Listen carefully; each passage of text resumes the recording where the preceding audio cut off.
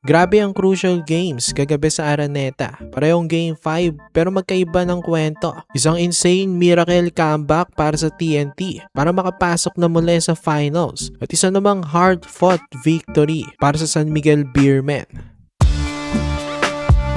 So TNT tropang 5G tinapos ng serye nila ng Meralco Bolts. Nanalo sila sa Game 5, 99-96. Gentleman sweep, 4-1 ang resulta ng serye. Dahil nga dyan, diretso na at balik finals na itong TNT tropang 5G. Grabe kagabi ang ginawa nila para may close out itong Bolts. Actually, sila talagang lamang na lamang. 5 minutes na lang ng 4th quarter, abante pa itong TNT ng 10 points. Pero CJ Cancino nag-init, nag-set ng career high 36 points. Takeover malalang ginawa nitong rising star ng Bolts. Mukhang nabaliktad na nga nilang laban. Leading na sila ng 5 points, 96-91 with 27 seconds na lang.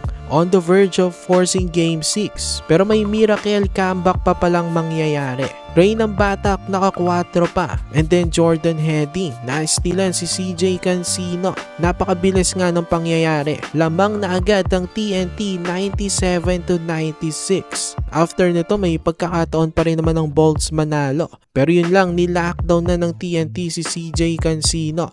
Maghihintay na lang ang TNT sa mananalo sa Ginebra at San Miguel. Ito ang series na ito ay 3-2 na. Isang panalo na lang ang Beermen matapos talunan ng Gene King sa Game 5 match nila 115-109. Kapag ganyan talagang game, high scoring, mahirap talunan itong San Miguel. Kadalasan sila talagang mananalo kapag ganito. Junmar Fajardo kahit may injury concerns, nakabawi na this game, nagtala ng 21 points at 11 rebounds.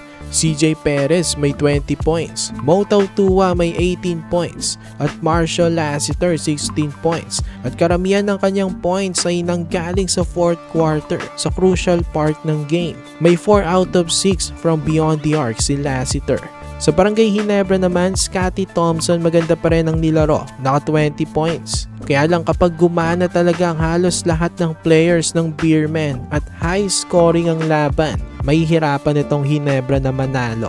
Hindi naman basta-basta sumuko itong Jeans. Muntikan pa nga nilang maagaw ang game na to. After madown ng 15 points sa 4th, naikat pa nila sa 2 kalamangan ng Beermen ng last seconds after ng 3 ni Abarientos. Pero grabe ang mga hustle plays ng veterano na si Chris Ross. Hindi man siya leading scorer pero ramdam na ramdam mo ang kanyang impact sa game. Crucial yung steal niya sa rebound ni Japet Aguilar. Ayun ang nag-sealed sa panalo ng Beermen. 1 win na nga lang ang defending champions at makakarap na naman nila ang TNT sa finals. Pero knowing Barangay Ginebra, hindi pa tapos itong serye na to.